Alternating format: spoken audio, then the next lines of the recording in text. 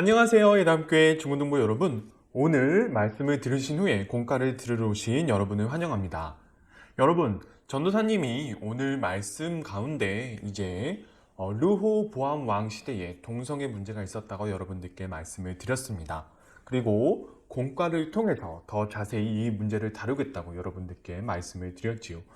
그래서 오늘 공과는 동성애를 어떻게 바라봐야 되는지 알아볼 건데요. 말씀을 통해서 동성애에 대해서 알아보는 시간을 가지도록 하겠습니다. 오늘 공과의 차례를 보면요.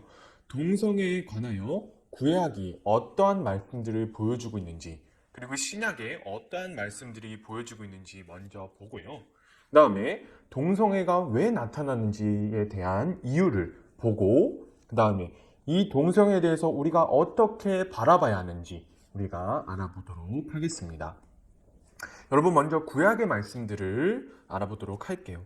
우선 창세기 2장 24절과 레위기 20장 13절 말씀을 읽어보도록 하겠습니다. 이러므로 남자가 부모를 떠나 그의 아내와 합하여 둘이 한 몸을 이룰지로다. 누구든지 여인과 동침하듯 남자와 동침하면 둘 다 가증한 일을 행함인즉 반드시 죽일지니 자기의 피가 자기에게로 돌아가리라. 아멘. 여러분, 하나님께서는 남자가 여자와 둘이 하나가 되어서 한 몸이 되라고 하나님께서는 말씀하셨습니다. 이것은 하나님께서 사람을 창조하실 때 정해 놓으셨던 창조 질서의 말씀이에요. 그렇다면 하나님께서는 이 창조 질서를 얼마나 중요하게 여기시고 계실까요? 그 중요성이 레위기 20장 13절 말씀에 나타납니다. 하나님께서는 이 창조 질서를 어긴 사람에 대하여서 가혹한 벌을 내리실 정도로 이 창조 질서를 중요하게 여기시고 계신 거예요.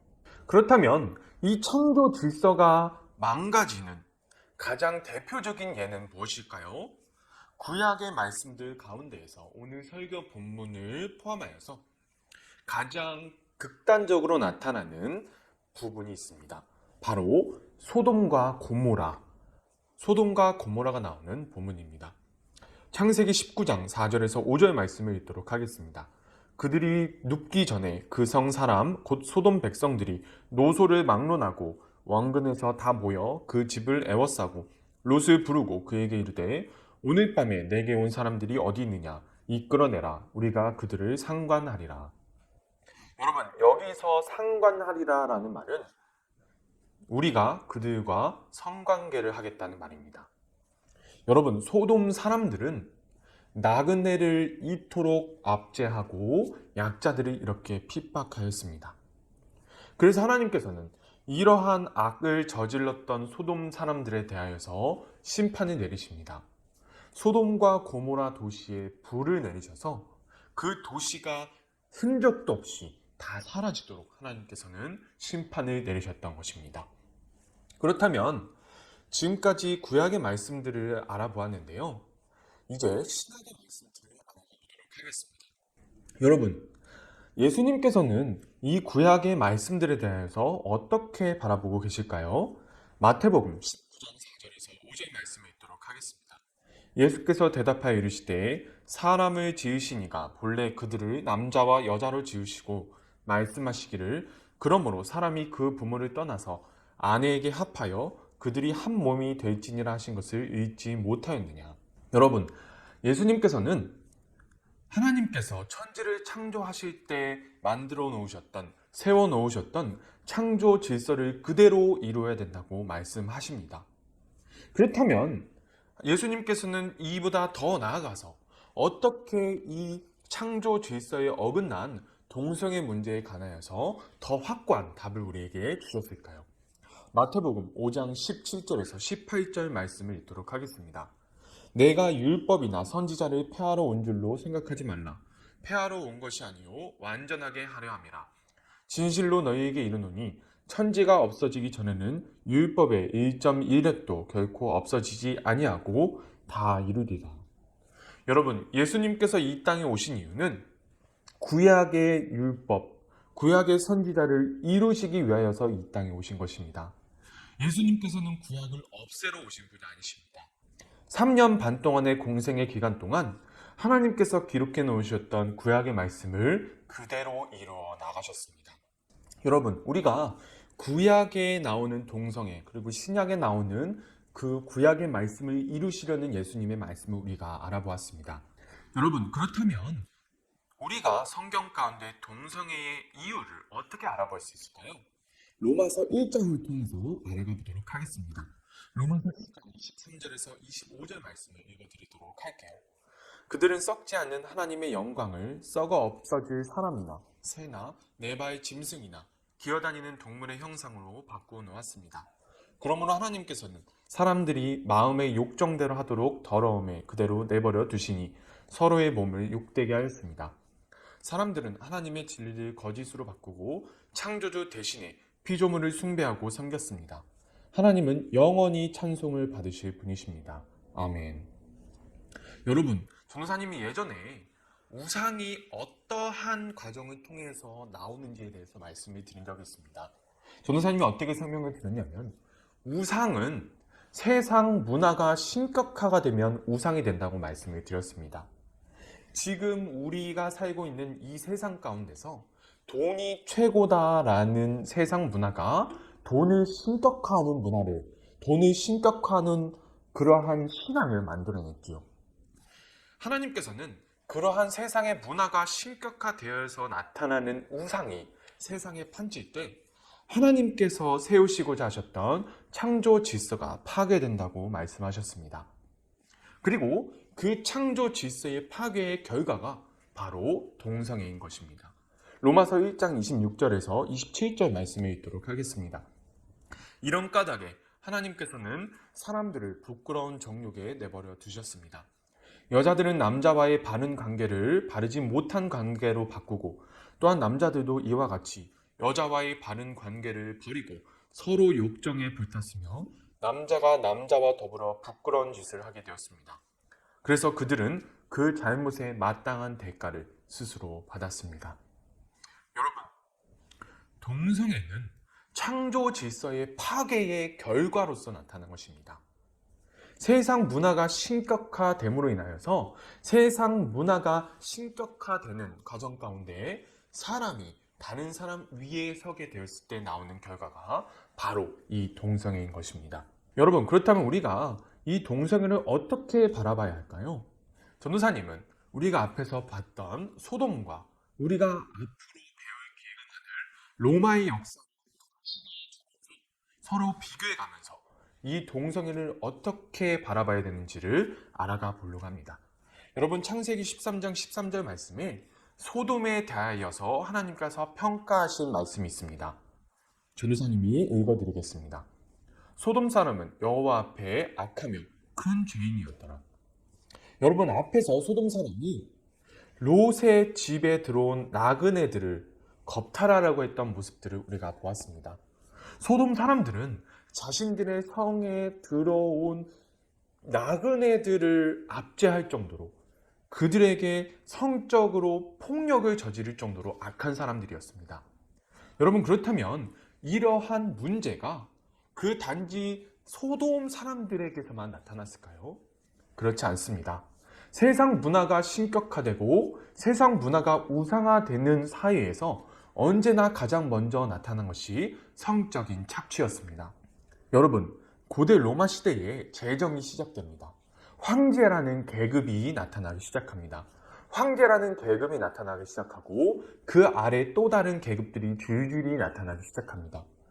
그러므로 인해서 생겨나는 가장 첫 번째 죄악이 무엇이냐면 바로 성적인 착취였습니다. 그리고 성적인 착취 이면에 무엇이냐면 바로 사람을 사람으로 보지 않는, 사람을 압제해도 되는 대상으로 보는 가장 큰 그러한 악이 사회 현상으로 나타나게 됩니다. 그래서 이 성적 착취의 대상, 압제의 첫 번째 대상은 바로 여성이었습니다. 고대 로마 시대에서 여성은 사람으로서의 대접을 받지 못했고 집안의 남자가 생사 여탈권을 쥐고 그 생사 여탈권에 따라서 죽임을 당할 수도 있는 그러한 압제의 대상이었습니다.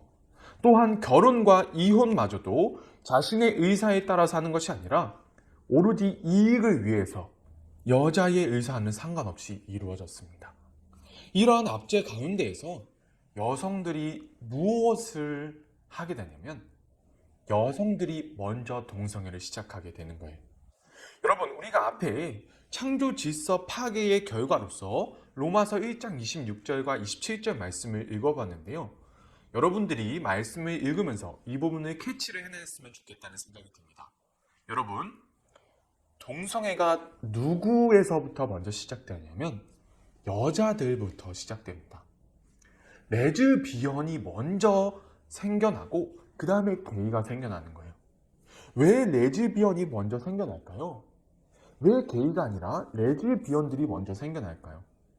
여자들은 남자와의 바른 관계를 바르지 못한 관계로 바꾸고 또한 남자들도 이와 같이 여자와의 바른 관계를 버리고 서로 욕정에 불탔습니다. 남자가 남자와 더불어 부끄러운 짓을 하게 되었습니다. 이것이 바로 로마서 1장 26절에서 27절의 말씀입니다. 레즈비언이 먼저 생겨납니다. 왜 그럴까요? 왜냐하면 여성들이 이러한 압제를 받는 가운데, 성적인 착취를 받는 가운데 여성들이 남성들을 싫어하게 되기 때문입니다. 여성들이 남성과 결혼하여서 부부가 올바른 성적인 관계를 갖는 것이 하나님께서 정해놓으신 창조 질서인데, 세상 문화가 신격화됨으로 인하여서 세상 문화가 세상을 지배하게 됐을 때 바로 성적인 착취가 일어나게 되고 압제가 일어나게 되므로 약자인 여성이 남성을 싫어하게 되고 남성과 관계를 맺는 것을 싫어하게 되는 결과로 나타나게 되는 것입니다. 그러므로 인하여서 여성이 여성을 사랑하게 되는 레즈비언이 먼저 생겨나고요. 그러한 레즈비언의 모습이 남성에게로 옮겨가서 게이들이 나타나는, 남성이 남성을 사랑하는 동성애의 문화가 생겨나게 된 것입니다. 그렇다면 우리가 이 동성애 문제를 어떻게 해결할 수 있을까요? 여러분, 레위기 10장 3절 말씀을 읽어보도록 하겠습니다. 모세가 아론에게 이르되 이는 여호와의 말씀이라 이르시기를 나는 나를 가까이 하는 자 중에서 내 거룩함을 나타내겠고 온 백성 앞에서 내 영광을 나타내리라 하였느니라. 여러분, 동성애를 해결할 수 있는 것은 압제의 문화를 다시 하나님의 창조 질서의 문화로 회복시켜야 가능합니다. 그것은 사역자가 먼저 이 압제의 문화가 잘못되었다는 것을 말을 하고 하나님의 말씀을 올바로 선포함으로 인하여서 그 말씀을 듣는 성도들이 세상에 나가서 압제가 잘못되었다는 것을 밝히고 그것을 삶으로 보여주고 그 삶을 통하여서 다른 사람들이 압제가 잘못되었다는 것을 알고 세상 문화가 잘못되었다는 것을 알므로써 그 사회가 다시 하나님께로 돌아가야만 이것이 가능한 것입니다. 여러분, 이제 결론을 내려드리도록 하겠습니다. 여러분, 동성애의 원인이 무엇이냐면 바로 압제의 문화로 인하여서 창조 질서가 깨진 결과로서 나타난 사회 현상이 동성애입니다. 따라서 우리는 동성애자들을 비난하는 것이 아니라 동성애자가 나온 그 사회의 구조를 먼저 살펴보아야 합니다. 그렇다면 여러분, 동성애를 어떻게 극복할 수 있을까요? 사랑하는 여러분, 하나님께서는 사역자가 성도와 연합하여서 압제의 문화를 극복함으로써 이 동성애를 극복할 수 있다고 말씀하십니다.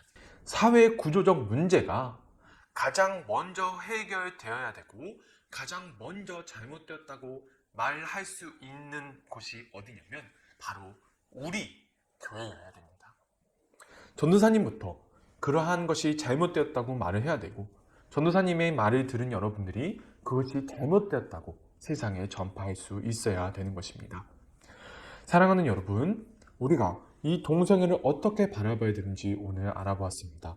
우리가 동성애의 원인과 동성애를 어떻게 극복할 수 있는지 그것을 기억할 수 있는 우리가 되었으면 좋겠습니다.